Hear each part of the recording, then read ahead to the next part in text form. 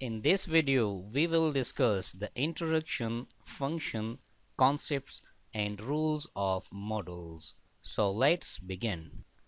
If I ask what is modal, your answer will be can, could, should, would, may, etc.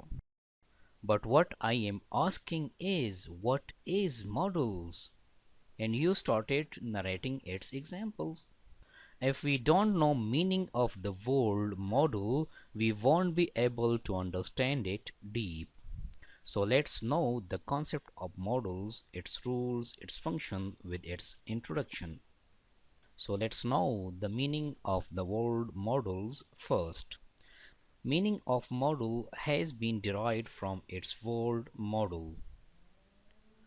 Model word is made of mood, which means mood of a person, which means the say of your heart, the feel inside your heart, or when a person wants to say something from his heart.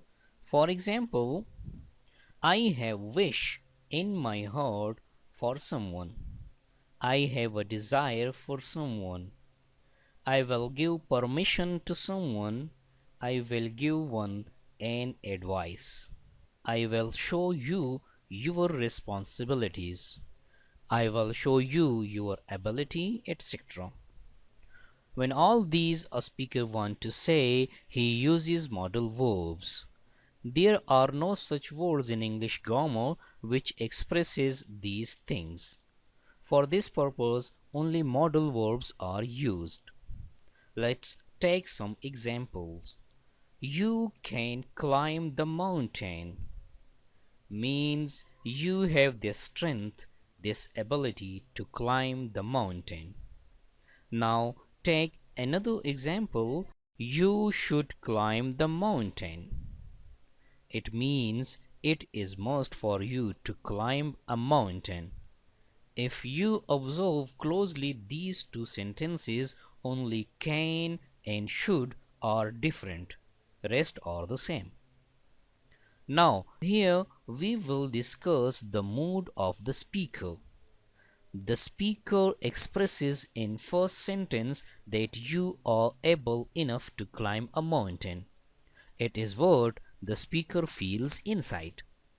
So, it expresses his this mood. Now, in the second, he expresses you should. Here, he is not talking about your strength and ability, but he is advising you to climb the mountain. It looks important for you. It looks important for your mental and physical health. If I remove these two words, can and should, from the sentences, then the rest will be the same sentences. So these two words has shown me the real sense of the sentence, the real essence of the sayings, which is called mood or modals. Modal verbs are can, could, would, may, might, must, should, will, ought to, be able to, etc. And maybe, perhaps, possibly are known as outsiders. Now note it down that every member of modals have been discussed in detail with its complete use and function with best examples in my video lecture. Link is given in the description. Visit it, watch it, and have a full command over modals.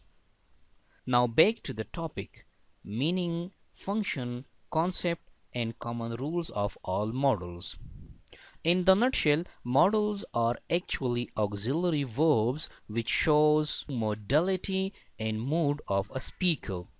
Here I have selected the best examples with their moods. For example, for the mood of request, sentence is, could you speak English? Here could shows the request. Offer, I would like to offer English language classes. For suggestion, you might speak English. For advice, you had better speak English. For permission, may I speak English or you may speak English. For obligation, you should speak English. Ability, you can speak English. Possibility, you may speak English. For prohibition, you must not speak English. For refusal, he would not speak English. For assumption, you could have spoken English. For necessity, you have to speak English. For criticism, you should have booked English class in advance. For deductions, he might be speaking in English. Now let's discuss some of its rules. Rule number first is one modal verb has many meanings. For example, the modal can be used for permission or ability. For example, may I go home? It is a permission. I can go home. It is an ability. Rule number two is we can use modal, auxiliary, and main verb in the same sentence. For example, Suzanne will be drafting the documents. Here, will is a modal verb, be is auxiliary verb, and drafting is the main verb. Third rule of the modals. Modal verbs have only one form. There will be no present participle ing, there will be no past participle ed, and there will be no s or es form with the modal verbs. For example, with could, we cannot write ing. Couldn't, it is wrong. We cannot add ed. Could it? It is ridiculous. We cannot write s or es, for example, coulds, which is completely wrong. Another rule is for questions, questions are formed without do, does, or did.